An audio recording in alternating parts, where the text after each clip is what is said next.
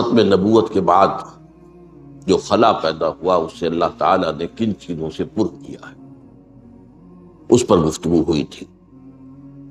آج ایک اور نفسیاتی معاملہ جو ہے وہ بہت اہم ہے، اور وہ یہ کہ ہر صاحب ایمان کے دل میں فطری طور پر ایک آرزو، ایک خواہش، ایک حسرت پیدا ہوتی ہے کہ کاش کہ میں حضور کے زمانے میں ہوتا، کاش کہ میں حضور کی زیارت سے مشرف ہوتا، کاش کہ میں صحابہ کرام کی جماعت میں ہوتا اور آپ کے ساتھ جہاد و قتال کرتا۔ میں سمجھتا ہوں کہ کسی صاحب ایمان کا سینہ اس آرزو سے خالی نہیں ہونا چاہیے۔ اگر خالی ہے تو اس کا مطلب یہ ہے کہ پھر اس کے دل میں وہ قدر و قیمت نہیں ہے حضور کی صحبت کی، حضور کی معیت کی، حضور کے ساتھ جن لوگوں نے مل کر جہاد و قتال کیا۔ لیکن یہ کہ میں اس سلسلے میں پہلے تو ایک وارننگ، ایک تنبیہ دینا چاہوں کہ ہمیں یہ سوچنا چاہیے کہ ہم کچھ نہیں کہہ سکتے کہ ہم اس دور میں ہوتے تو کہاں کھڑے۔ کیا پتہ آج کا فسق و فجور تو فسق و فجور ہی ہے، اس وقت ہم ہوتے تو ہمارا فسق و فجور کفر کی شکل اختیار کرتا۔ آج بھی کتنے ہی مسلمان ہیں جو داعیان حق کی مخالفت کرتے، اپنے تعصب کی وجہ سے، اپنے تحزب کی وجہ سے، اپنے تکبر کی وجہ سے۔ اگر وہ اس وقت ہوتے تو ابو جہل اور ابو لہب کی صف پہ کھڑے، تو سوچنے کی بات ہے۔ آج ہو سکتا ہے کہ ہم میں سے بہت سو کے دلوں میں نفاق ہو، لیکن اس وقت ہوتے تو نفاق کا پردہ چاک ہو جاتا اور ہم ننگے کر دیے گئے ہوتے۔ اس وقت تو یہ ہے کہ اس پر پردہ پڑا ہوا، اس لیے کہ ظاہر بات ہے کہ حضور کے بعد کسی شخص کو یہ حق نہیں ہے کہ کسی بھی شخص کو منافق قرار دے سکے۔ یہ معاملہ حضور کا خاص تھا، تو بڑے رسک ہیں۔ ایک بڑا پیارا شعر ہے فارسی کا کہ تمام جو علم ہے اس کا جو خلاصہ ہے وہ کیا ہے کہ دانی من کیم در یوم دین، جانے جملہ علم ہائی نستوئیں۔ ہر تمام علوم کی جان یہ ہے کہ بیدانی من کیم در یوم دین، کہ تجھے یہ معلوم ہو جائے کہ قیامت کے دن میں کہاں کھڑا ہوں، اصحاب الشمال میں ہوں گا، اصحاب الیمین میں ہوں گا، کیا کوئی امکان مقربین میں شامل ہونے کا بھی ہے، کچھ پتہ نہیں۔ لیکن یہ کہ انسان کا دل اس کو بتا دیتا ہے، بل الانسان علی نفسہ بصیرہ ولو القی معاذیرہ۔ انسان کا دل اسے بتا دیتا ہے کہ میں کہاں کھڑا ہوں، لیکن بہرحال ہم کسی پر کوئی حکم نہیں لگا سکتے۔ تو پہلی تو یہ تنبیہ کہ یہ چیز جہاں اس کا وہ مثبت پہلو ہے ہماری محبت کا تقاضا اور حضور کے شرف صحبت کا قدر و قیمت کا اندازہ، تو وہ ٹھیک ہے اپنی جگہ پر، لیکن ساتھ ہی اس کے ساتھ یہ وارننگ بھی رہنی چاہیے کہ ہم یہ سوچیں کہ ہم اس وقت ہوتے تو کہاں کھڑے، کس صف میں۔ بہرحال ایک دوسری اس کے ساتھ جو بشارت ہے، جس کے لیے میں نے آج خاص طور پر جو بشارت کا موضوع ہے وہ ہے میرا موضوع، میں نے صرف یہ کہ تمہیداً وہ تنبیہ بھی آپ کے سامنے رکھ دی ہے۔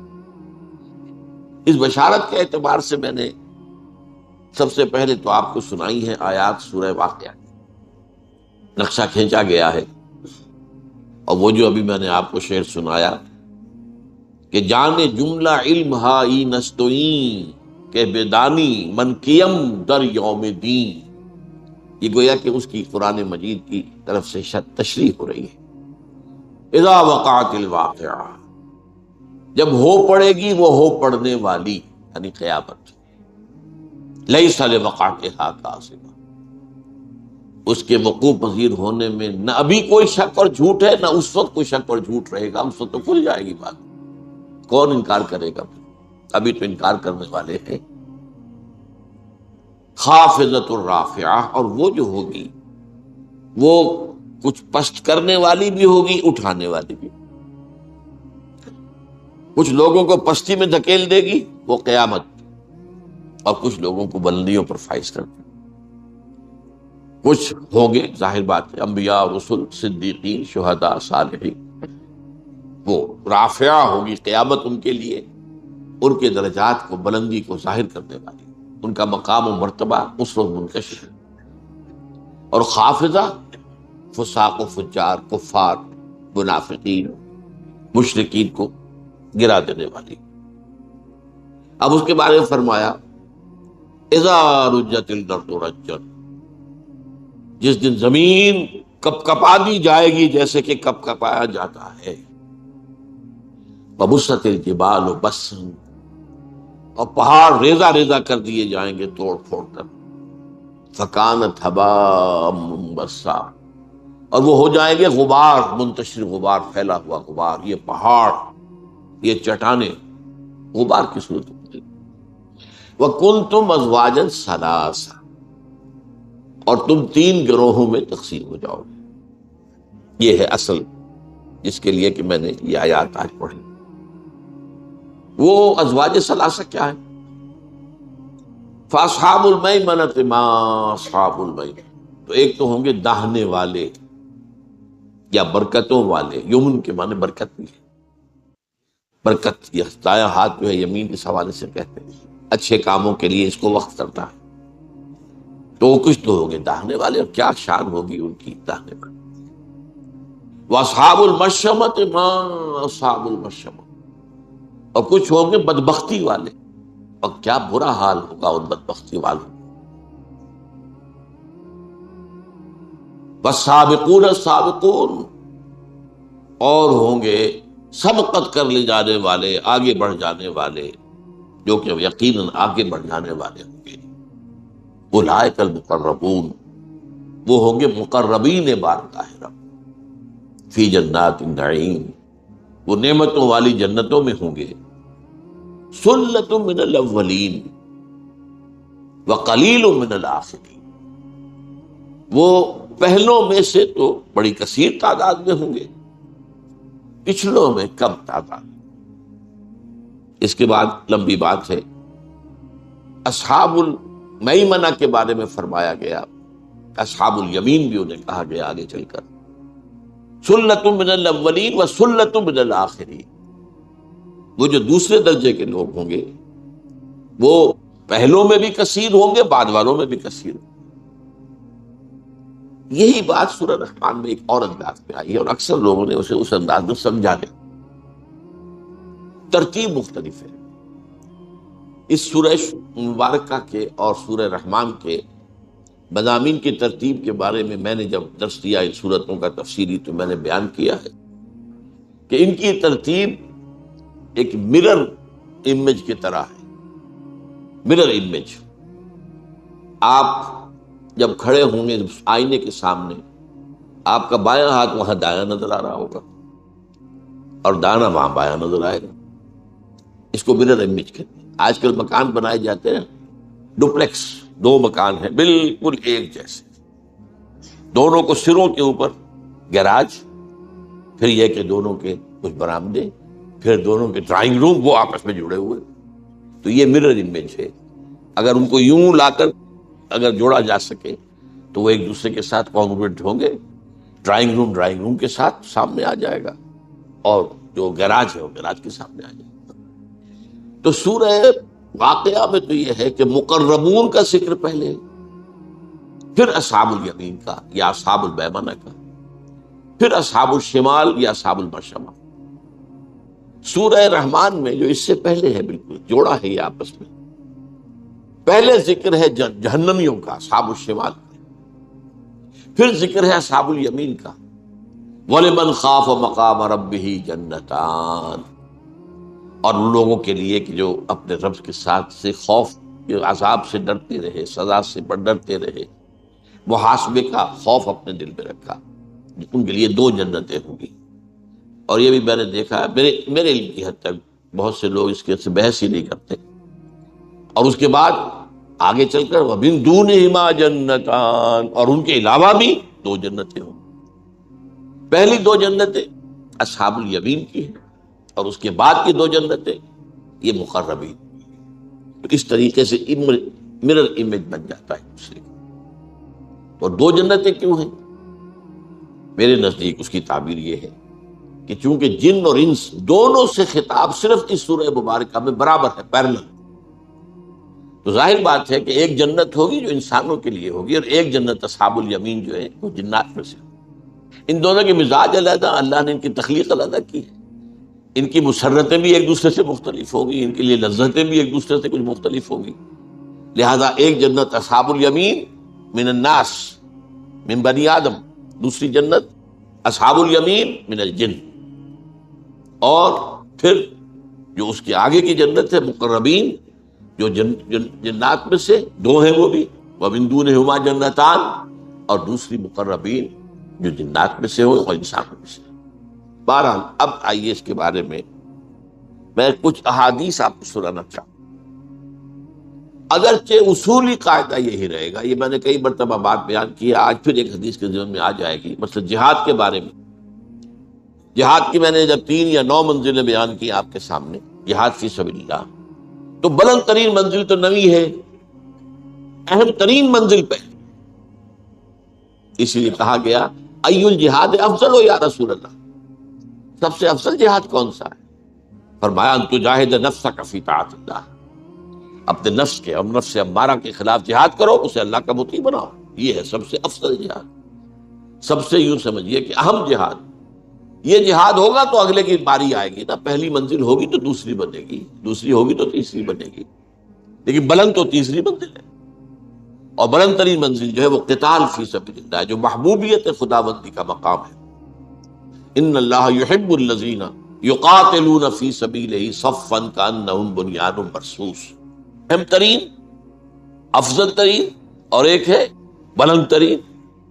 اسی طریقے سے ایک عام قاعدے کی روح سے تو ظاہر بات ہے کہ جو رتبہ صحابہ کا ہے، ظاہر بات ہے بعد میں کسی کے لیے نہیں.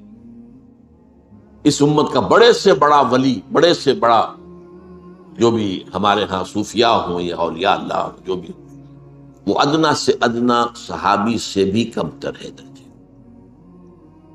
یہ بات اہل سنت کے ہاں متفق ہے، میں کسی شک و شبہ کی گنجائش. ہمارے کچھ جو ہلاک کے اندر پہ جب وہ نعت پر آتے ہیں تو حضور کو اللہ سے اوپر لے جاتے ہیں، اور جب اپنے اولیاء اللہ کی، اپنے ممدوحین کی مدح پر آتے ہیں تو انہیں انبیاء سے بھی اوپر لے جاتے ہیں. ہمارے ہاں اہل تشیع اپنے ائمہ معصومین کو انبیاء اور رسول سے اوپر مانتے ہیں. میں نہیں کہہ سکتا، ہو سکتا ہے کہ علامہ خمینی نے، آیت اللہ خمینی نے بعد میں اپنی رائے بدل لی، وہ ہو سکتا ہے، لیکن ان کی کتاب جو ہے مشہور، اس میں تو صاف لکھا ہوا ہے، وہ چھپی بھی تھی ایک زمانے میں. مولانا محمد منظور نعمانی صاحب نے کتاب شائع کی تھی، اس کے اندر اس کا اقتباس موجود تھا. جو مقام اور مرتبہ ہمارے ائمہ معصومین کا ہے، اس تک نہ ملائکۃ المقربین میں سے کسی کی رسائی ہے، نہ انبیاء مرسلین میں سے کسی کی رسائی. یہ تو جہالت ہے، خالص جہالت. تو درجات تو یہی رہیں گے، انبیاء ہیں، پھر صدیقین ہیں، پھر شہداء ہیں، پھر صالحین، اور اسی طریقے سے صحابہ ہیں، پھر تابعین ہیں، پھر تبع تابعین. درجات بھی یہی رہیں گے ایک درجے میں تو عمومی طور پر. لیکن یہ کہ اجر و ثواب کے اعتبار سے، اور ایک خاص حدیث میں آئے گا، ابھی ہم پڑھیں گے، بعض پہلوؤں سے ہو سکتا ہے بعض والوں کے لیے بہت اونچے مراتب، بہت بلند مراتب. اور یہ اس لیے ان کو واضح کرنا ضروری ہے کہ یہ نہ سمجھیے کہ دروازے بند ہو گئے، گیٹس آر اوپن، آؤ آگے بڑھو. میں نے میٹرک میں نظم پڑھی تھی، بڑی پیاری نظم، چیریٹیز، انگریزی کے ہمارے نصاب میں تھی.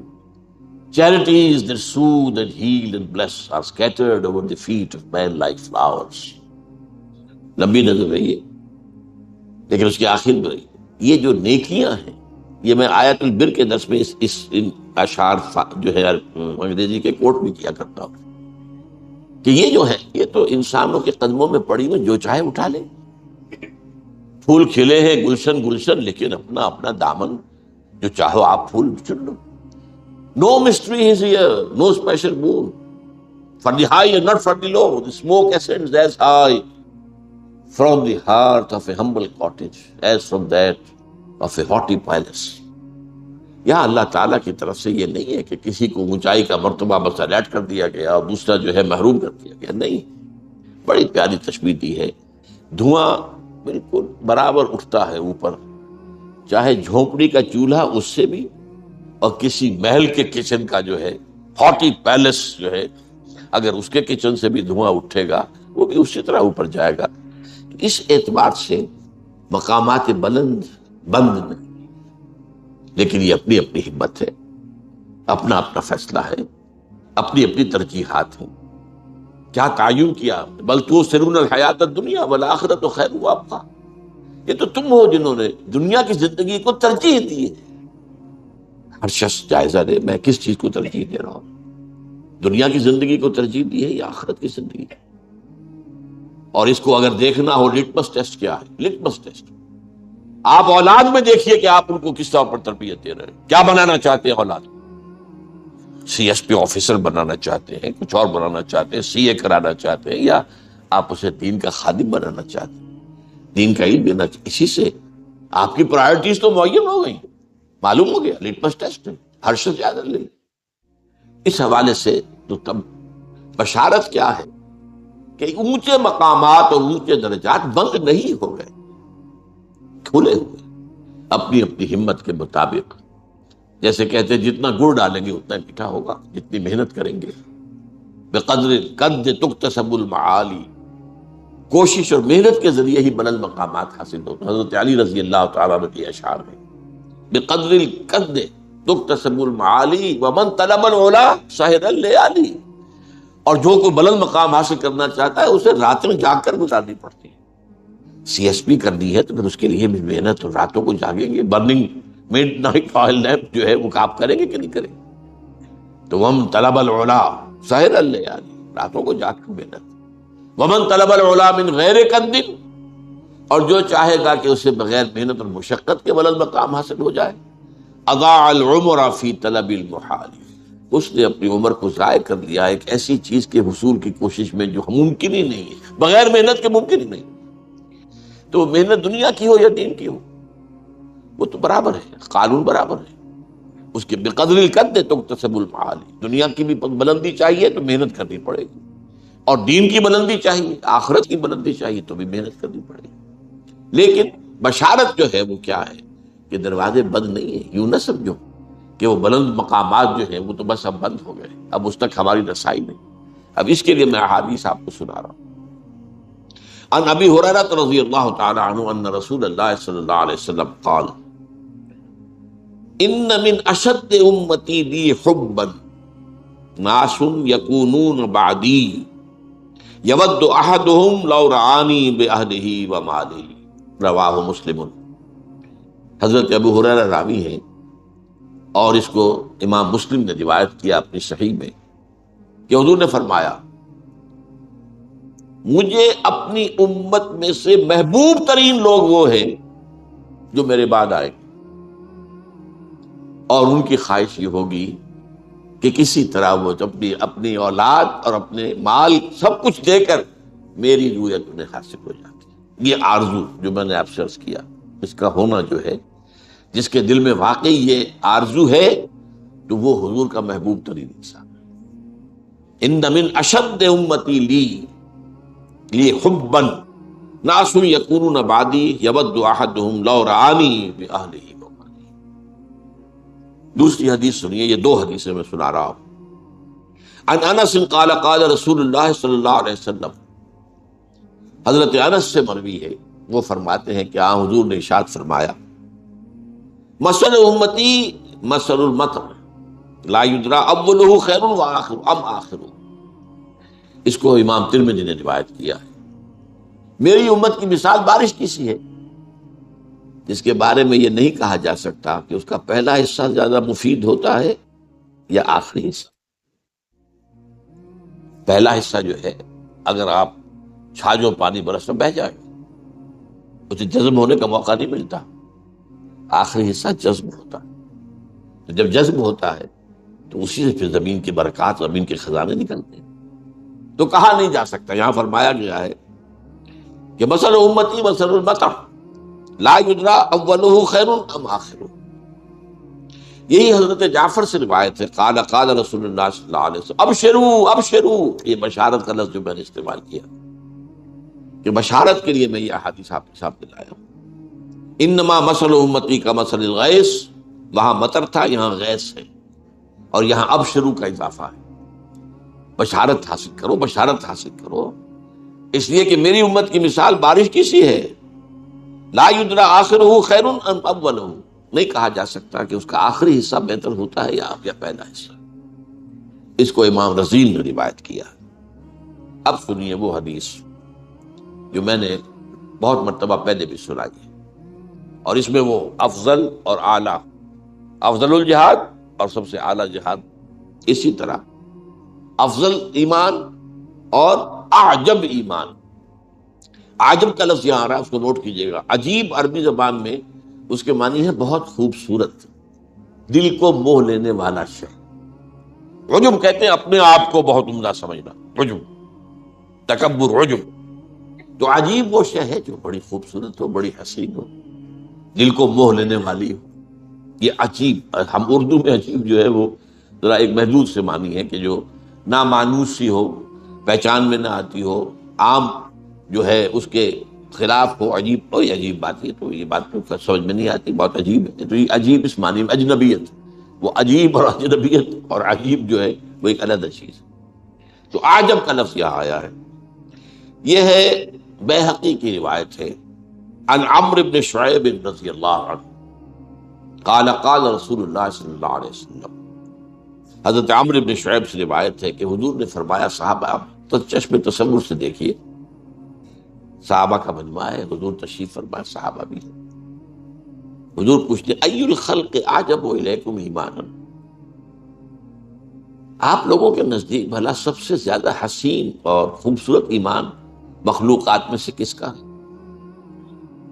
اب یہ حضور کا ایک خاص انداز ہوتا تھا تعلیم کا، اور یہ موسٹ نیچرل ہے. پہلے سوال کرو جس سے جو بھی آپ کے سامعین ہیں، آپ کے متعلمین ہیں، آپ کے شاگرد ہیں، آپ کے زیر تربیت ہیں، ان کے ذہن جاگیں، پہلے وہ خود کوشش کریں، سوچیں، اس کا جواب تب معلوم کریں. پھر جب اس ایکسرسائز کے بعد اصل بات سامنے آئے گی تب اس کی حقیقت اور عظمت کھلے گی اور پھر وہ ذہن نشین ہو جائے. تو فرمایا آپ نے ای الخلق اعجب الیکم ایمانا، آپ بتائیے آپ کے نزدیک، حضور نے فرمایا کہ تمام مخلوقات میں سب سے حسین، سب سے عجیب، سب سے دل ربا، دل آویز ایمان کس کا ہے؟ قالو، اب اس میں 3 اٹمپٹس ہیں صحابہ کی. قالو الملائکہ، ملائکہ کا ایمان. ظاہر بات ہے ملائکہ کا ایمان، وہ تو ایمان بالشہادہ ہے، وہ جو ہمارے لیے ایمان بالغیب ہے ان کے لیے تو ایمان بالشہادہ ہے، سب چیزوں کی نگاہوں کے سامنے.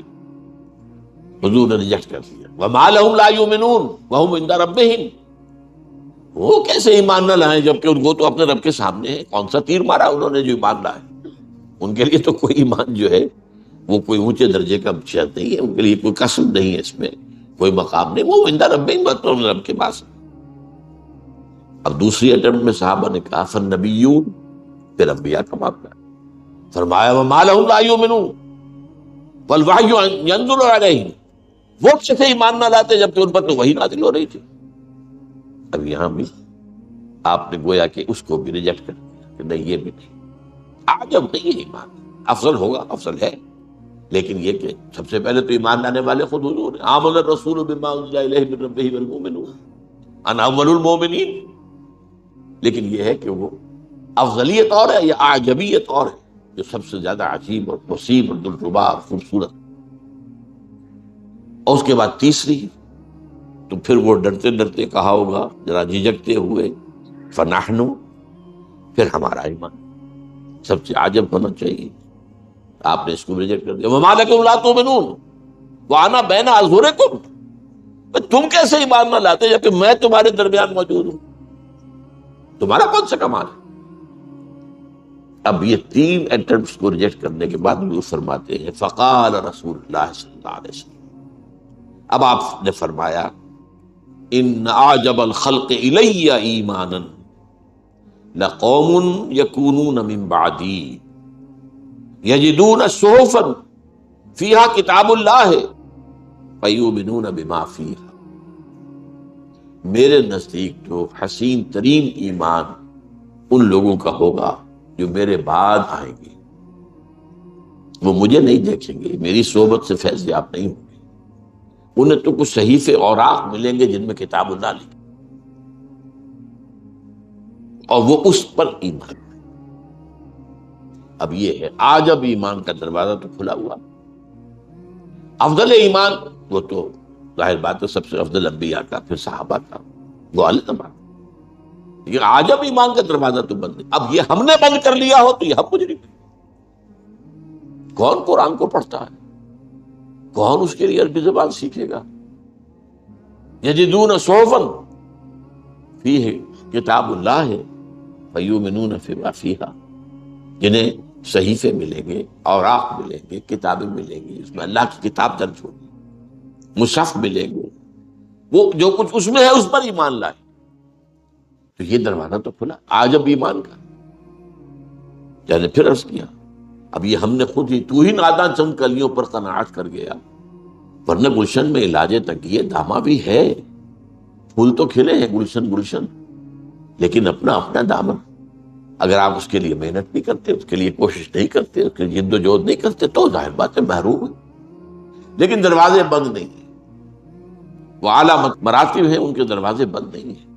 The doors are not closed، دروازے کھلے ہوئے، اگرچہ یہ ہے کہ سلۃ من الاولین وسلۃ من الآخرین، وہ اصحاب الیمین ہے، سلۃ من الاولین وقلیل من الآخرین وہ مقربین کے اعتبار، وہ ہے افضلیت کے اعتبار سے، لیکن ابھی آگے آ جائے گا اجر کے اعتبار سے معاملہ کچھ اور ہے۔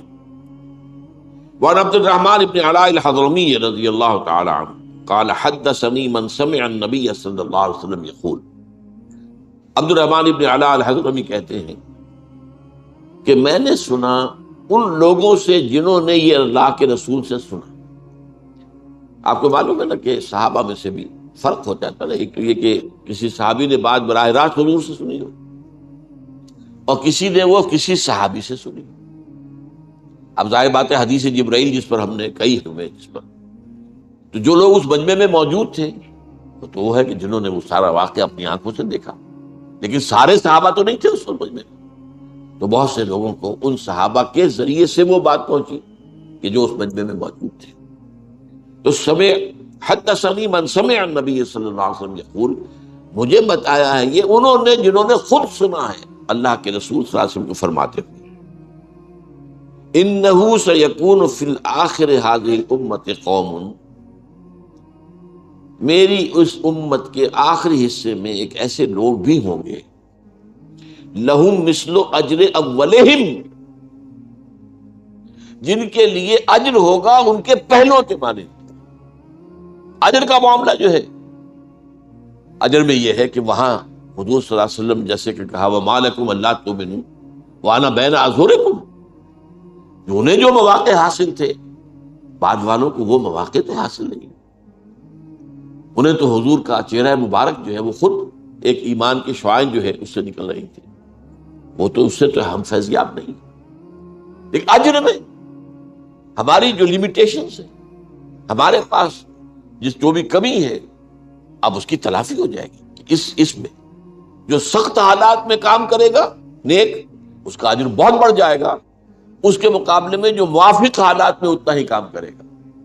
کام کی نیکی کی مقدار ایک ہے، لیکن ایک ایسے ماحول میں کی گئی ہے جو موافق ماحول ہے، اس میں اس کا اجر کم ہو جائے گا، اس لیے کہ اس میں تو ماحول کا حصہ بھی شامل ہو گیا نا۔ اور ایک وہی نیکی اسی درجے کی ایسے ماحول میں کی جائے جو مخالف ماحول ہے، غیر موافق ہے، تو اس کا درجہ جو ہے یقیناً اس کا وزن جو ہے اللہ کی میزان میں بہت زیادہ ہو جائے گا۔ اب یہ ناموافق ترین حالات ہیں جو ہمیں میسر ہے، ناموافق ترین حالات۔ دجالیت جو ہے پوری دنیا میں چھا چکی، میں تقریریں کر چکا ہوں کہ اس کے دو ردے، دو پردے، وہ تو دو غلاف تو پوری دنیا پر آ چکے ہیں، تیسرا اب آ رہا ہے، ویسے مغرب میں آ چکا، لیکن یہ کہ عالم اسلام میں پورے زور شور کے ساتھ اب اسے لایا۔ یہ آخری میں نے اس پر تقریر کی تھی، دجالیت کا آخری حملہ۔ پہلا حملہ کیا تھا سیاسی نظام میں سے اللہ کو نکال کے باہر کر دو. Nothing doing. ریاست اور سیاست اور ملک اور قانون کا کوئی تعلق کسی آسمانی ہدایت سے نہیں. We are sovereign ourselves. We shall legislate as we like. یہ کیا ہے؟ شریعت محمدی یہ کہتی ہے، شریعت موسوی کہتی ہے keep them with you in your homes. پڑھو جا کے، تلاوت کر لو اور ثواب حاصل کر لو. Nothing doing. اور دوسرا پردہ معیشت کا نظام، سود اور جوئے. اسٹاک ایکسچینج جوئے کا سب سے بڑا مرکز، اور سود اور بینکنگ جو ہے، ای بنوک ای فکر چالا کے یہود نور حق السین آدم ربود. یہ بینکوں کا نظام جو عیار ذہن جو ہے یہودیوں کا، اس کی پیداوار ہے. یہ یہودیوں کی ایجاد ہے بینکنگ کا نظام، اور زیادہ پرانا نہیں ہے، کوئی 300 برس پرانا. ای بنوک ای فکر چالا کے یہ نور حق السینہ آدم ربود. اللہ نے جو نور روح کی شکل میں نور ہمارے اندر پھونکا تھا، اس کو نکل باہر کیا. اب نرا حیوان بن گیا انسان. تا تہو بالا نہ گرد دی نظام. اقبال کیا کہہ رہا ہے؟ جب تک یہ بینکنگ کا نظام تہو بالا نہیں ہوتا، جب تک یہ ملیا میٹ نہیں ہوتا، دانش و تہذیب و دین سودائے خام. کہاں کی دانش، کہاں کی تہذیب، کہاں کا دین؟ اس کے بغیر تو سوال ہی پیدا نہیں. تیسرا جو چادر چڑھ رہی ہے، مغرب پر چڑھ چکی، بے حیائی، بے شرمی، عریانی، فحاشی، زنا، ہومو سیکسولیٹی، یہاں تک کہ ہومو سیکسول میرجز. شرم حیا کا پردہ ختم. یہ ابھی کچھ عالم اسلام میں ہے. Institution of family finished, destroyed.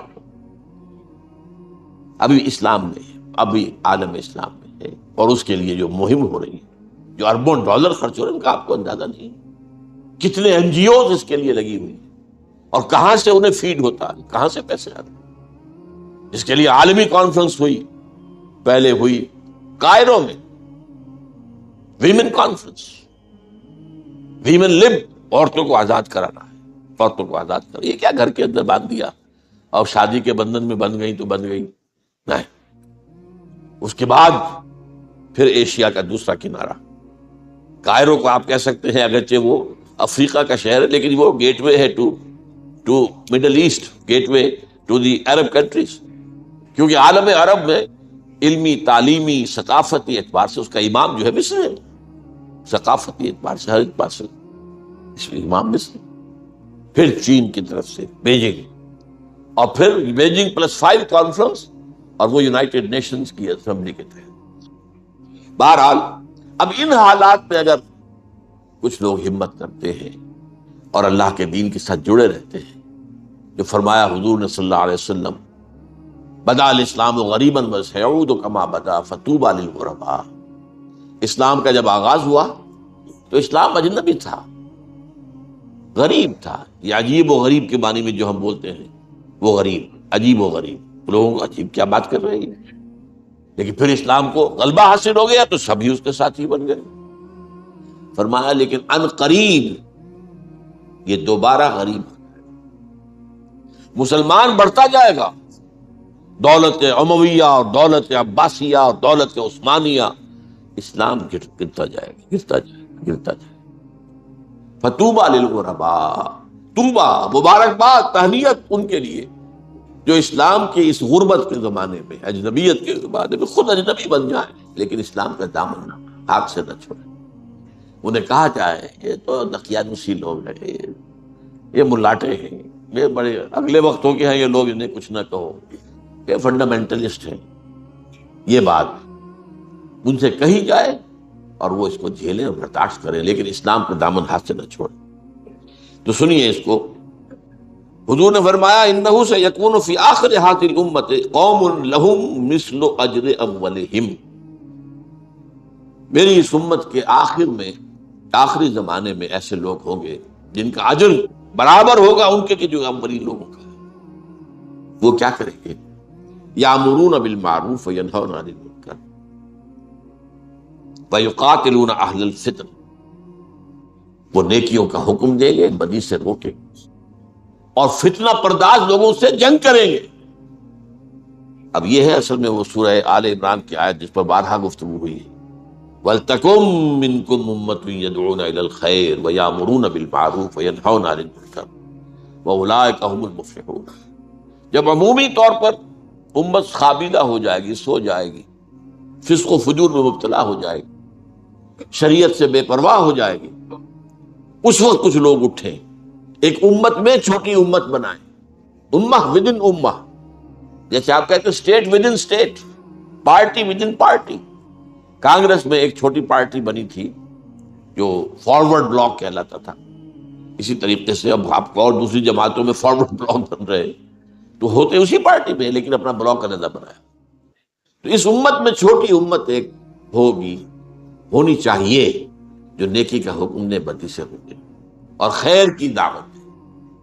یہاں جو ہے تیسری چیز، یقاتلون اہل الفتن، وہ فتنہ پیدا کرنے والوں کے خلاف جد و جہد کرے، کوشش کرے، اور اگر ضرورت ہو اور وقت ہو اور اس کے لیے مناسب ماحول ہو، جنگ کرے ان سے، فتنہ پرداز لوگوں سے۔ میں نے آپ کو بتایا کہ یہ بھی بیہقی کی روایت ہے۔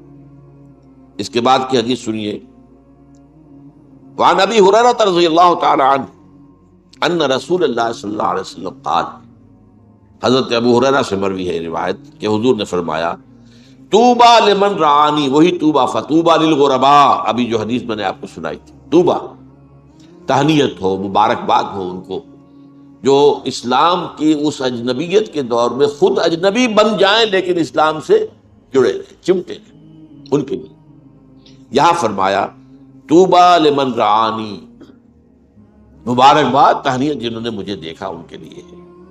وطوبیٰ 7 مرات لمن لم یرانی وآمن بی، اور 7 مرتبہ تہنیت ہے اس کے لیے جس نے مجھے دیکھا نہیں لیکن مجھ پر ایمان لایا۔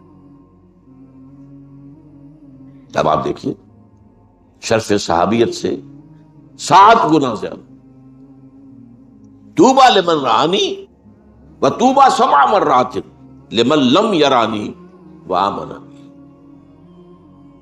مبارکباد، تہنیت ان کے لیے جنہوں نے مجھے دیکھا، اور یہاں گویا کہ اس میں 7 محذوف ہے، مجھ پر ایمان لائے صحابہ کرام، لیکن 7 مرتبہ مبارکباد ہے ان کو جنہوں نے مجھے دیکھا نہیں لیکن مجھ پر ایمان لائے۔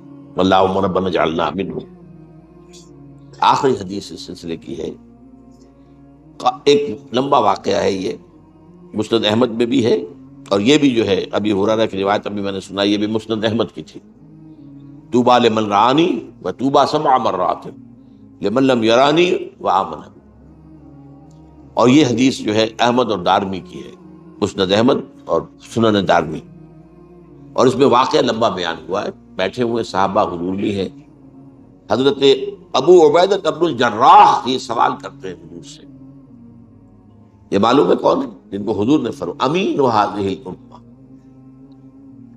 میری اس امت کے امین ترین انسان جو ہے وہ یہ ابو عبیدہ بن الجراح ہے۔ اور حضرت عمر نے بڑی حسرت سے کہا تھا اگر آج ابو عبیدہ زندہ ہوتے تو میں انہیں نامزد کرتے تھے، جب وہ یعنی اس میں تھے، مجروح ہو چکے تھے، زخمی تھے، موت کا وقت تھا، کہ اگر وہ زندہ ہوتے تو میں انہیں خلیفہ نامزد کرتے۔ اب جو باقی میرے سامنے ہیں میں ان میں سے کوئی فیصلہ نہیں کر پا رہا۔ وہ یہ کہتے ہیں کہ میں نے سوال کیا حضور سے، یا رسول اللہ، اے اللہ کے رسول، احد خیر منا، کیا کوئی ہم میں سے بھی بہتر ہو سکتا ہے، ہم سے بھی بہتر ہو سکتا ہے؟ اسلمنا وجاہدنا معک، ہم اسلام لائے آپ کے ساتھ اور جہاد کیا ہم نے آپ کے ساتھ مل کر، تو کیا ہم سے بھی بہتر کوئی ہو سکتا ہے؟ فقال رسول اللہ صلی اللہ علیہ وسلم نعم، ہاں، قوم یکونون من بعدی، من بعدکم، وہ قوم، وہ لوگ جو تمہارے بعد آئے گی، یؤمنون بی ولم یرونی، جو مجھ پر ایمان لائیں گے حالانکہ مجھے دیکھا نہیں۔ تو یہ گویا کہ صحابہ سے بھی احد خیر منا، ہم سے بہتر کوئی ہو سکتا؟ یہ تمام چیزیں ذہن میں رکھیے اس وضاحت کے ساتھ کہ ایک ہے کسی چیز کا افضل ہونا، ایک ہے کسی چیز کا حسین تر ہونا، وہ درجہ اجر کے اندر بڑھ جانا، یہ اور بالکل دونوں چیزیں علیحدہ گڑبڑ نہ کریں. یہ نہ سمجھے کہ ہم افضل ہو جائیں گے، نہیں، افضل تو صحابہ ہی ہیں، ان کے مقام کو کوئی نہیں پہنچ سکتا. لیکن یہ ہو سکتا ہے کہ ہم ان حالات کے اندر، ان ناموافق حالات میں، دجالیت کے اس غلبے کے دور میں اگر اسلام کے ساتھ چمٹے رہیں، نہ صرف چمٹے رہیں بلکہ فتنوں کا مقابلہ کریں، اس کے خلاف جد و جہد کریں، اس کے لیے امر بالمعروف نہی عن المنکر، اس کے لیے اقامت دین کی جد و جہد، اس کے لیے تن من دھن کا لگانا تاکہ اللہ کا دین قائم ہو، اگر یہ کریں گے تو اس اجر میں ہو سکتا ہے کہ صحابہ سے بھی آگے بڑھ جائیں. اللہ کی نگاہ میں ان کا وزن جو ہے وہ اور زیادہ ہو جائے. یہ دوسری بات ہے، بالکل افضلیت جو ہے وہ بالکل دوسری بات ہے. تو یہ ہے بشارتیں، ابشرو ابشرو، بشارت حاصل کرو. یہ مقامات بلند جو ہیں یہ بند نہیں ہوئے ہیں، یہ مقامات کھلے ہوئے ہیں. Smoke ascends as high from the heart of a humble cottage as from that of a haughty palace. دھواں جو ہے برابر اوپر اٹھتا ہے، چاہے وہ ایک جھونپڑی والے کے چولہے سے اٹھ رہا ہو اور چاہے وہ کسی بڑے زبردست محل کے کچن سے اٹھ رہا ہو. تو نیکی کے لیے، اس کے لیے آگے سے آگے جانے کے دروازے کھلے ہوئے ہیں. اللہ تعالی ہمیں ان مواقع سے بھرپور طور پر فائدہ اٹھانے کی توفیق عطا فرمائے. بارک